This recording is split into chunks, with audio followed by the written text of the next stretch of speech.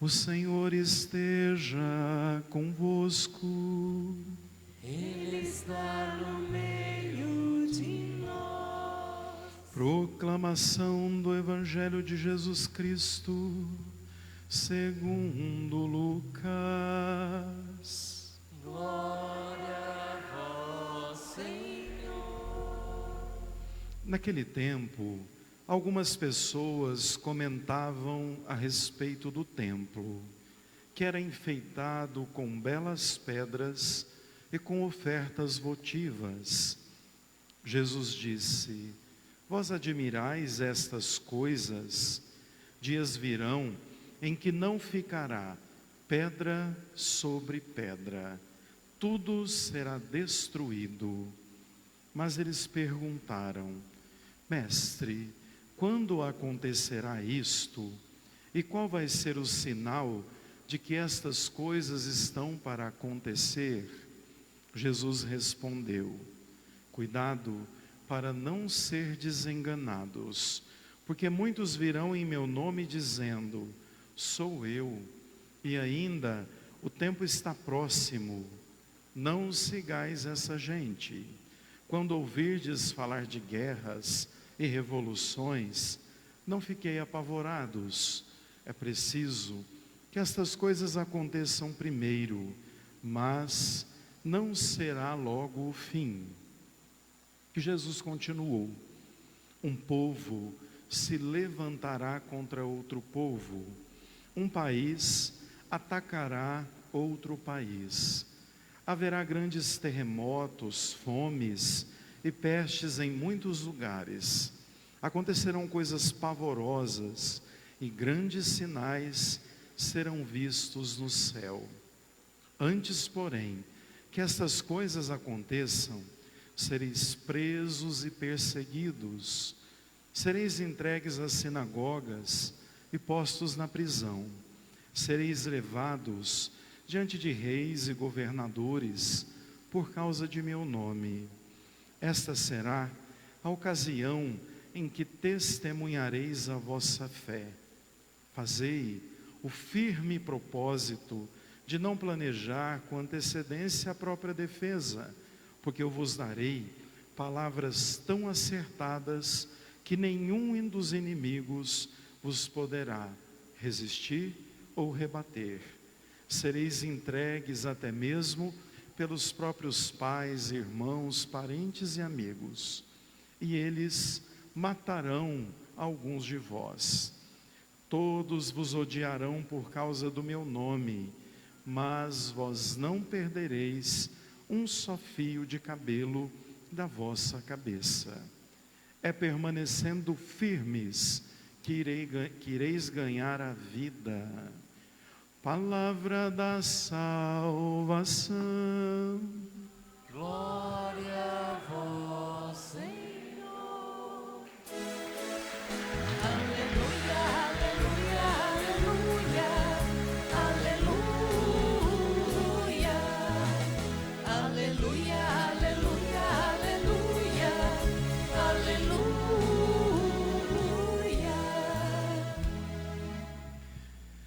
Caríssimos irmãos e irmãs, com certeza, depois de ouvirmos a liturgia da palavra de hoje, a gente deve estar se perguntando: e agora? Será que o padre vai falar que vai acabar o mundo? Está acontecendo tanta coisa que a gente tem visto, é para a gente ter medo. O que vai acontecer com a gente? Vejam que nós temos, para entender essa liturgia de hoje, nós temos que nos situar no contexto em que ela foi escrita, no contexto litúrgico que nós estamos celebrando, porque vejam, é oportuno a gente lembrar que nós estamos no 33º domingo do tempo comum. Domingo que vem, a gente celebra a solenidade de Cristo Rei do Universo. Ele é Rei e deve ser o único Senhor, e voltará como Rei. Por isso, a liturgia desde esse fim de semana vem chamar a nossa atenção quanto à maneira como temos vivido. Esse é um primeiro ponto importante que nós precisamos perceber. No próximo domingo, toda a igreja vai dizer: Senhor, Tu és o Cristo, o Rei do Universo, o Rei da nossa vida. No segundo momento, vale a pena a gente entender o que é o templo na cultura judaica. E como o templo tem um sentido e um significado profundo. O templo para o judeu era o local onde eles levavam os donativos, pagavam o tributo e ao mesmo tempo ofereciam os sacrifícios. O templo era de fato o lugar do encontro com Deus. O templo de que Jesus fala, onde eles estão, Jesus aqui já está em Jerusalém e está saindo do templo, logo será crucificado. Veja que esse templo foi construído no reinado de Salomão.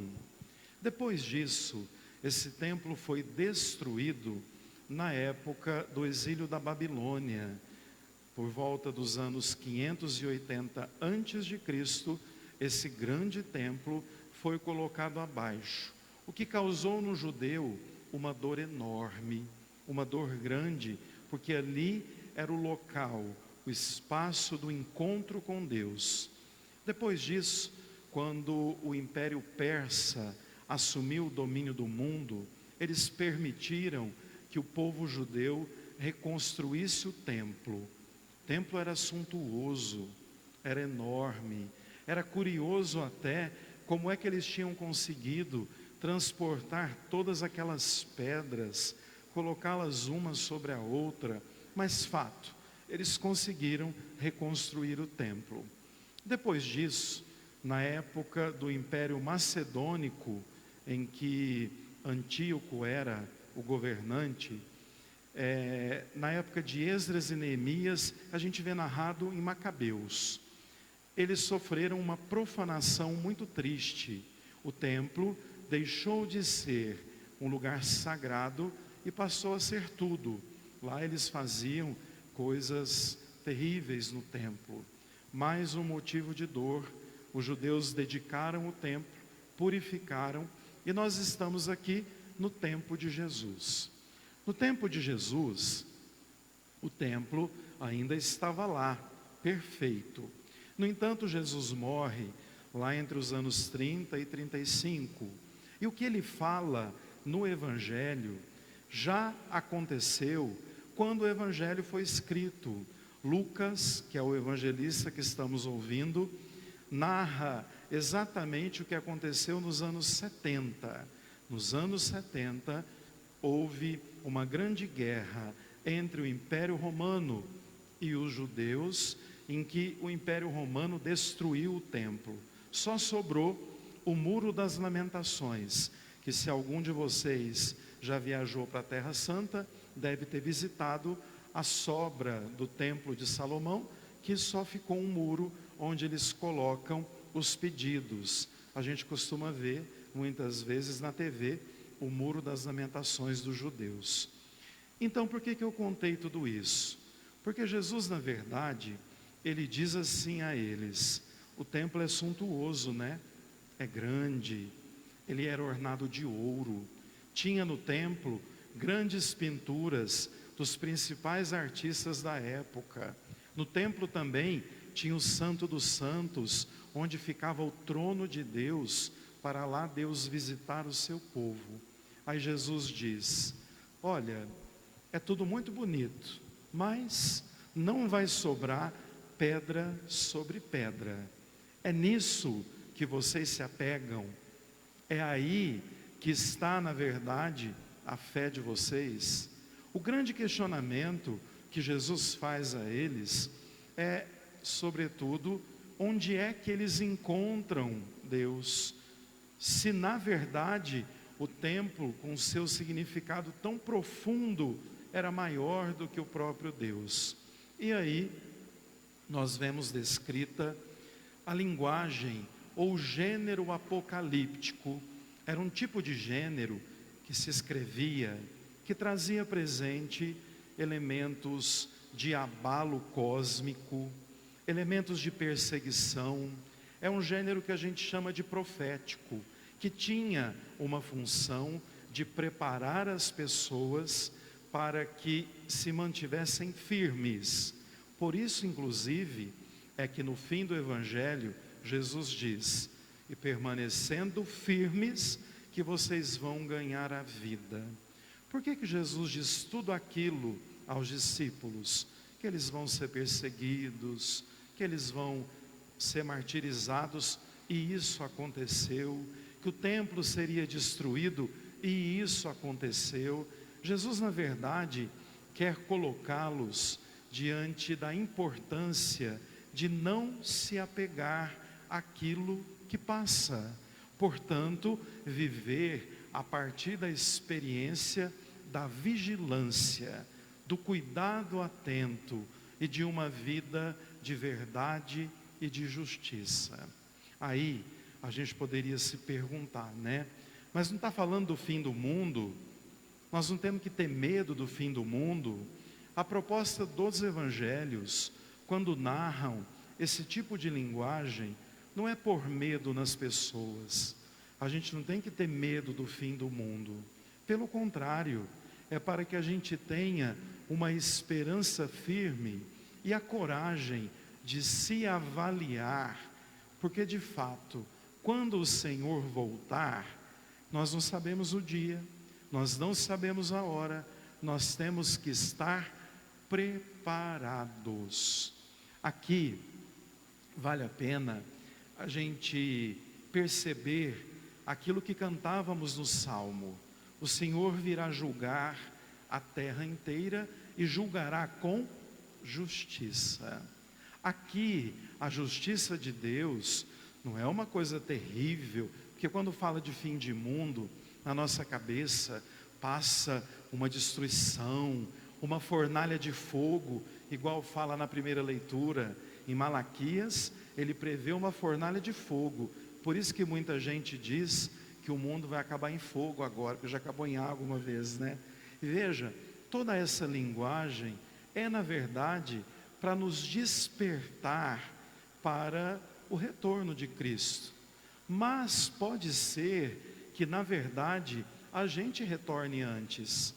Nós não sabemos quando a gente vai ver Cristo, Rei do Universo, de volta. Mas pode ser que amanhã algum de nós tenha que voltar a Ele. E veja, a grande proposta aqui é que a gente esteja transparente diante de Deus. Por isso, uma vida coerente é muito importante. Porque quando a gente voltar, Deus vai ver a gente do jeito que a gente é. Vai usar de misericórdia, porque a justiça de Deus é misericórdia. E exatamente por isso, se nós vivermos a verdade, a justiça, a misericórdia, a caridade, as obras de misericórdia, a gente não tem que ter medo. Teme morrer e teme o fim do mundo quem na verdade não é capaz de ser transparente nem diante de si e nem diante de Deus. Porque se a gente vive conforme o Evangelho e os ensinamentos de Cristo, não tem que ter medo, não tem que entrar em pânico, não tem que entrar em desespero. E todos esses abalos cósmicos que Jesus fala, aconteceu a vida inteira, desde que o mundo é mundo. Só que o que acontecia? Nós não tínhamos acesso às informações. Hoje, a gente sabe que aconteceu um tsunami lá na Indonésia em questão de segundos. Sempre aconteceu. Nós não sabíamos disso. Então veja, todos esses sinais da natureza, todos esses sinais que Jesus fala, não é para amedrontar ninguém, não é para assustar ninguém, não é para a gente sair daqui com o cabelo em pé e falar: o mundo está acabando, a gente está vendo coisa inacreditável. Não, é para a gente sair daqui olhando para a nossa história, sendo capazes de ser melhores e estando vigilantes, porque não sabemos nem o dia nem a hora, mas temos que estar prontos e sem desculpas, porque a comunidade de Tessalônica, que Paulo escreve a segunda leitura, parou de trabalhar, parou tudo. Disseram assim: O mundo vai acabar mesmo, então vamos sentar. Vamos sentar e vamos esperar, porque o Senhor está voltando. E Paulo dá uma bronca e fala, não, de jeito nenhum. Quem não trabalhar não tem que comer. Então todos retomem a vida, vivam o dia como se fosse o último, porque o único ele é. Ele só não é o último, nós não sabemos, mas viva como se fosse. Porque se o Senhor voltar, Ele vai olhar para nós e dizer assim, a sua transparência é de quem acredita, confia e permanece firme em mim. É isso que eu desejo, que Deus nos abençoe e que muito mais do que medo do fim do mundo, a gente tenha a coragem de sempre ser melhor, de ter uma vida transparente, de ser coerente com o Evangelho e de viver a partir da justiça.